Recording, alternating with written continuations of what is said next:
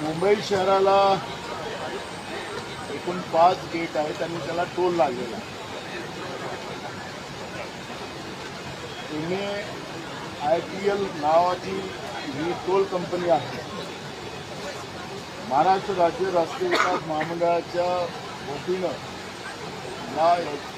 या टोल कंपनीवर कंट्रोल यांचा असतो.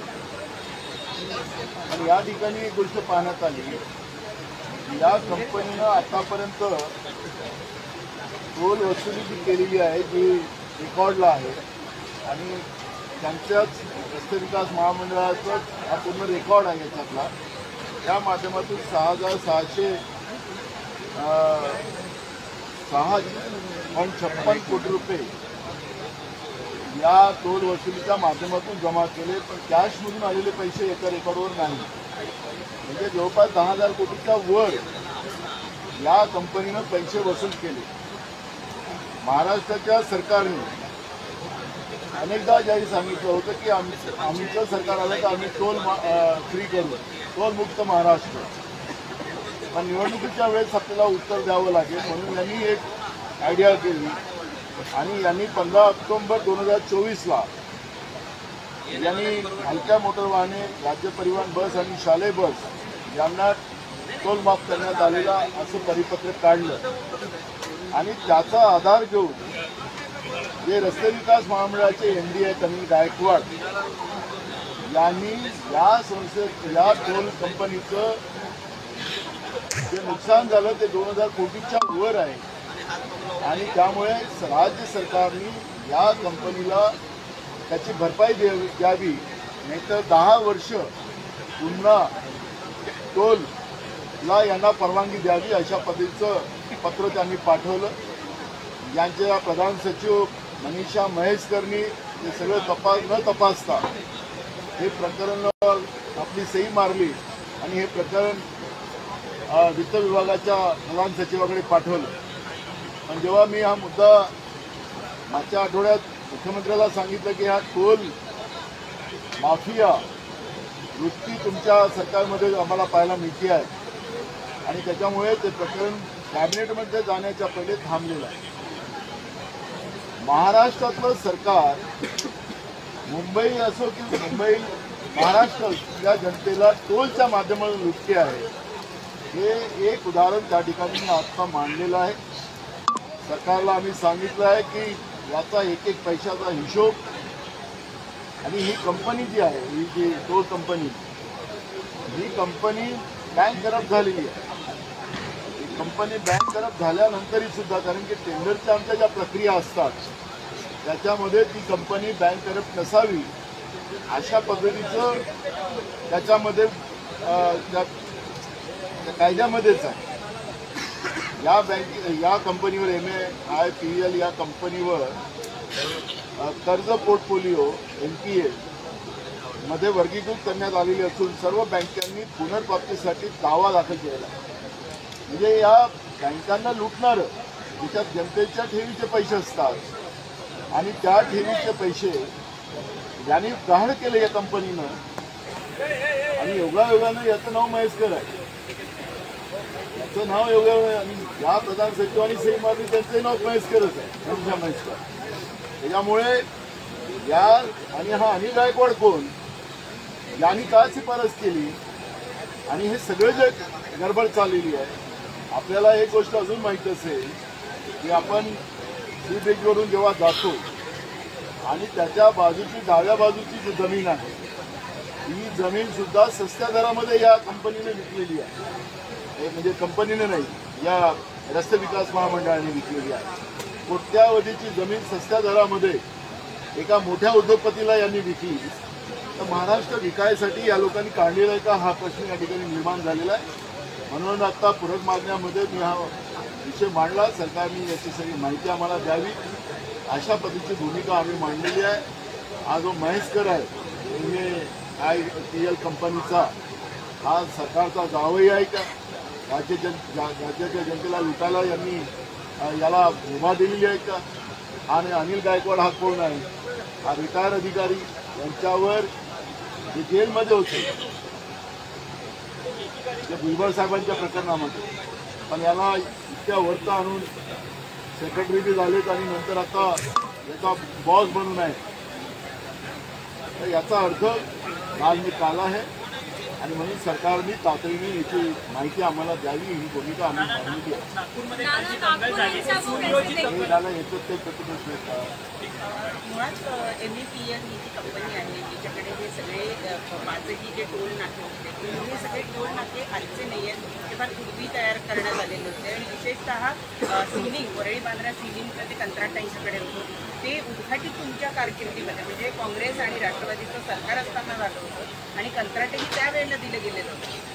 MIPL कंपनीला नव्हतं, हे दुसरी कंपनी तिला होतं. तिथं काढून आता या सरकारने दुसऱ्या कंपनीला दिली. MIPL कंपनीकडे 5 टोल मुंबई शहरातले आणि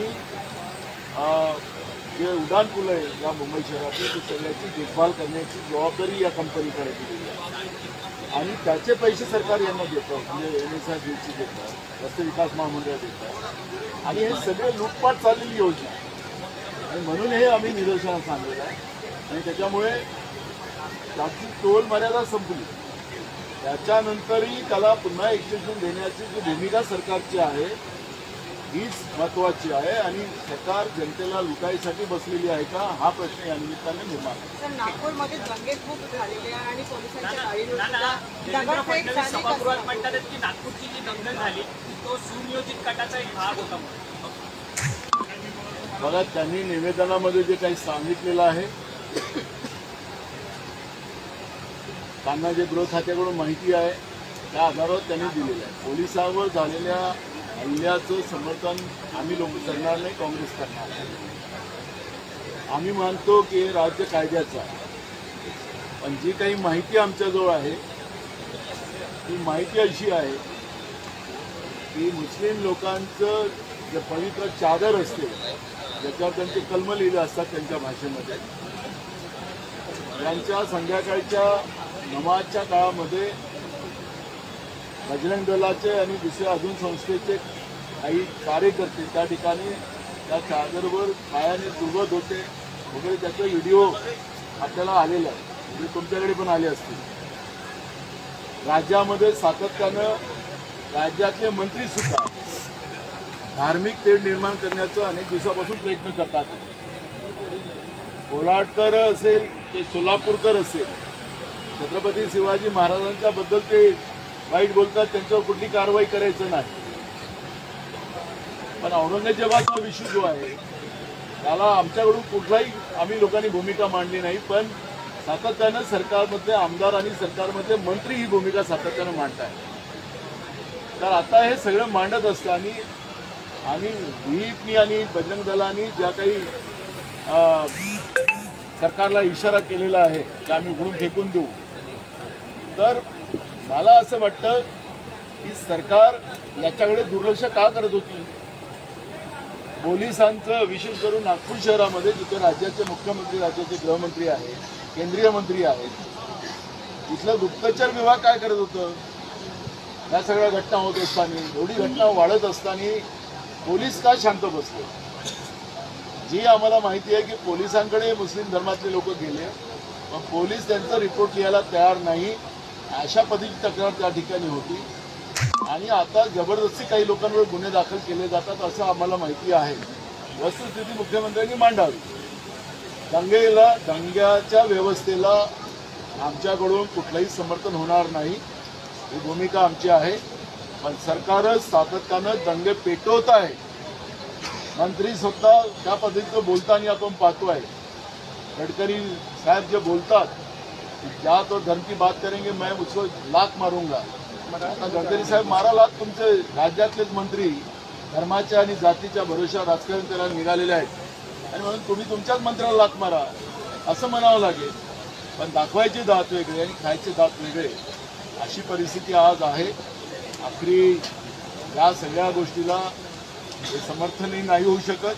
जे नागपूरमध्ये झाली घटना, पण महाराष्ट्रात अशा घटना होऊ नये. सरकार यांचंच, राज्यातही सरकार यांचं, देशातही सरकार यांचं. आणि आज सभागृहात आपण पाहिलं की तेच पुढं होऊन जोराजोरानं भाषणं देतात आहेत. ऐकायला कोणी तयार नाही, वस्तुस्थिती काही मांडायला तयार नाही. म्हणजे हे जे काही महाराष्ट्रासाठी घोषणावं नाही आहे. आम्ही दंग्याचं समर्थन करणारे, महाराष्ट्रामध्ये शांती राहिली पाहिजे, सगळ्या धर्माचे जातीचे लोक एकोपाने मानले पाहिजेत आणि हीच भूमिका सातत्याने काँग्रेस पक्ष मांडत राहिलेला आहे आणि आजही मांडतो. उपमुख्यमंत्री एकनाथ शिंदेने तुमच्या प्रदेशाध्यक्षांना थेट इशारा दिला आहे. ज्या पद्धतीने तुम्ही वक्तव्य केलं आहे माघार घ्या आणि तुम्ही मुख्यमंत्र्यांचा अपमान केला आहे अशा पद्धतीनं कारवाई दाखल केला. बघा, आमच्या प्रदेशाध्यक्षांनी आपली भूमिका मांडलेली आहे की हे सरकार औरंगजेबाच्या कृतीसारखं वाक्य आहे असं भूमिका आमच्या प्रदेशाध्यक्षांनी मांडली. आता हे सरकार समजा औरंगजेबाच्या कृतीसारखं वागत नसेल तर यांना लागायला कशाला पाहिजे मिरची. त्यांचं म्हणणं आहे मी देवेंद्र फडणवीसांना औरंगजेब असं नाही म्हटलं, असं त्यांचं मत आहे. ते स्पष्टीकरण तुमच्या चॅनलवरही आले. त्याच्यामुळे सरकारवर त्यांचं टीकास्त्र आहे. या राज्यामध्ये शेतकरी असेल, गरीब असेल, शिकलेले मुलं मुली असतील, महिला असतील, अत्याचार मोठ्या प्रमाणात वाढलेला आहे आणि म्हणून आमच्या प्रदेशाध्यक्षांनी जी भूमिका मांडलेली आहे त्यांची जी दिशा आहे ती त्यांनी आपली त्या ठिकाणी मांडलेली आहे. तर त्याच्यामुळे यांना फडणवीसांना त्यांनी म्हटलेलं नाही असं त्यांनी मान्य केल्यानंतर त्यांना चौकशी करायचं सरकार आहे, ते काही मायबाप आहे, त्यांना काय करायचं त्यांनी करावं. त्याला न्यायालयाचे दरवाजे आम्ही ठोकू. काम काँग्रेसनं केलं आणि मुस्लिमांना उचलून सुद्धा काँग्रेसनं धरलेलं आहे असं उदयनराजे भोसले म्हणतात. असं आहे, उदयनराजेचे वडील आणि ते सगळं त्यांचा जुना इतिहास पाहिला तर तो आमच्याशी निगडीत आहे. त्यामुळे आता त्यांना पात्र बदललं त्यांचं, त्यामुळे त्यांना ती भूमिका मांडायची म्हणून त्याच्यावर मला कोणती प्रतिक्रिया नाही द्यायची. सर, नागपुर की हिंसा जो है वो एक साजिश की ओर इशारा कर रही है, ऐसा भाजपा नेताओं का भी कहना है. सर, हिंदी में जानना कई चाहेंगे. जगहों पे हथियार बरामद हुए हैं, ये वो फैक्ट्स हैं, यानी कि पहले से देखो, मैं तुम्हारी पुलिस क्या कर रही थी, तुम्हारा गुप्तचर क्या कर रहा था, इसका तो जवाब देना पड़ेगा. हम उस घटना का समर्थन नहीं कर, लेकिन पूर्व नियोजित अगर राज्य के गृह मंत्री और वो शहर के हैं, अगर वो इस बात को अगर दुजोरा दे रहे हैं तो तुम्हारी पुलिस क्या कर रही थी, उसका तो जवाब देना पड़ेगा. अगर पूर्व नियोजित है, पत्थर कहाँ से लाके रखे थे, तलवार कहाँ से लाके रखी थी, बुलाड़ कहाँ से लाके रखी थी, तो पुलिस के पास खबर नहीं थी.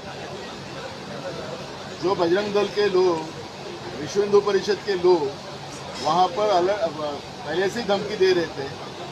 शाम से उन लोगों ने इस घटना को वारदात देने का काम शुरू किया था और वो मुख्यमंत्री ने बताया कि खुद पुलिस स्टेशन में ये लोग गए थे, रिपोर्ट देने को गए थे, खुद ही बताया कि मुस्लिम धर्म के लोग पहुंचे थे रिपोर्ट देने के लिए. तो फिर ये सब सुनिश्चित था.